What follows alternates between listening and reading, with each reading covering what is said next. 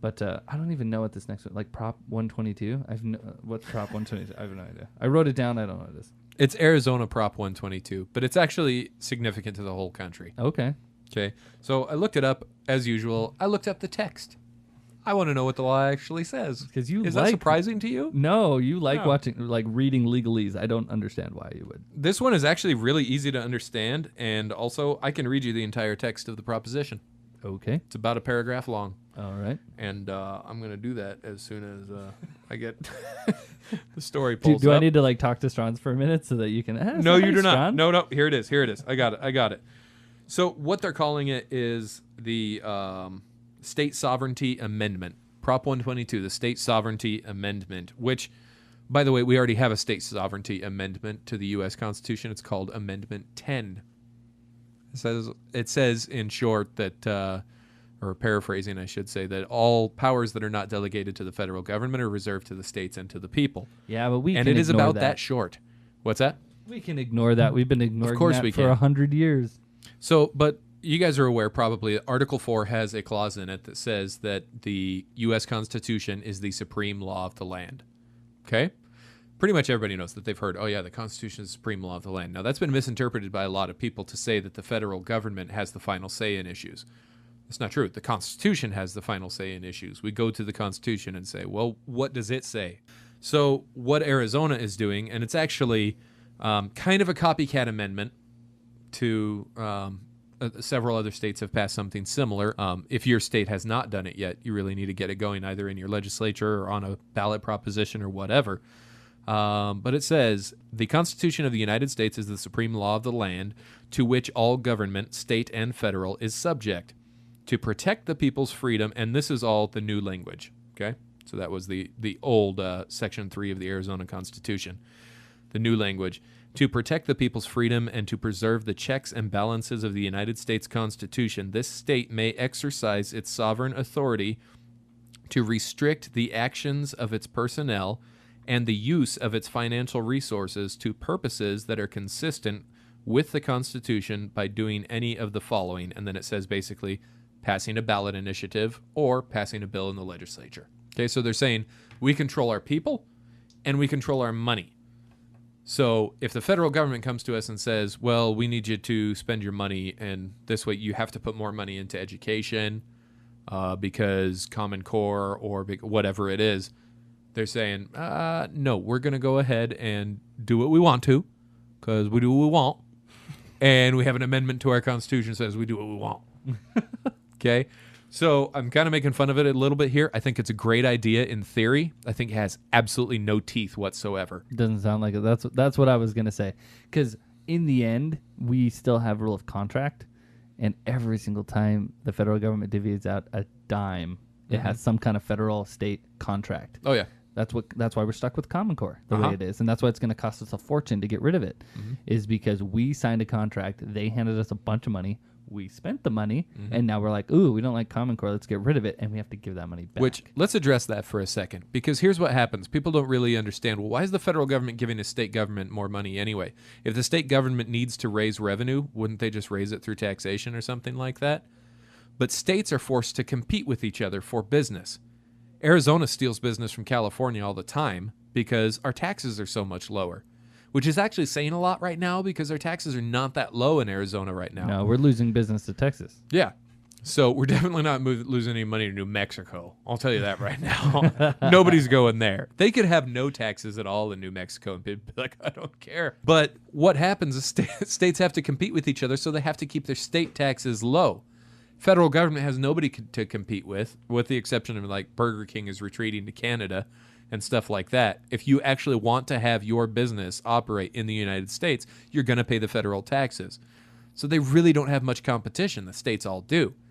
And so they keep their taxes low. And so the federal government says, oh, you need more revenue? Oh, well, we'll give this to you. And this is what Common Core was. Part of the Obama bailout was that they said, oh, yeah, you just take some of this money that we already took from the people in your state anyway, and you just institute these Common Core principles, and we'll be good.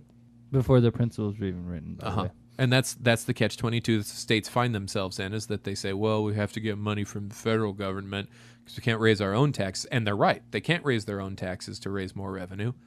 What they ought to do is cut their taxes and let businesses come into them. And the more businesses you have, like, you're going to make a lot more money, obviously, if your taxes are 1.5% on 100 businesses than 2% on 50 businesses.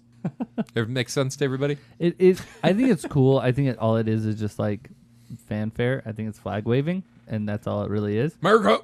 I think it would have more teeth if we removed one of our least favorite amendments to the federal Constitution and went back to the way senators were originally supposed to be elected. Oh, absolutely. Because then... I thought you were going to say 16, though. I think 16 and 17 have to be done away with to give this real power. In short, if you don't know what I'm talking about, I'm essentially talking about the fact that in the 17th Amendment, they switched it from states as legislators chose our senators.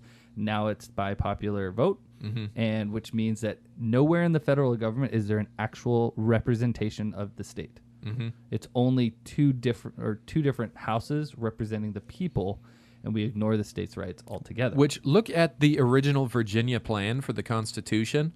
The plan was actually a bicameral Congress like we have now, and the lower house was elected by popular vote by the people, and it was according to representation, or excuse me, according to population of the states. Right. Okay.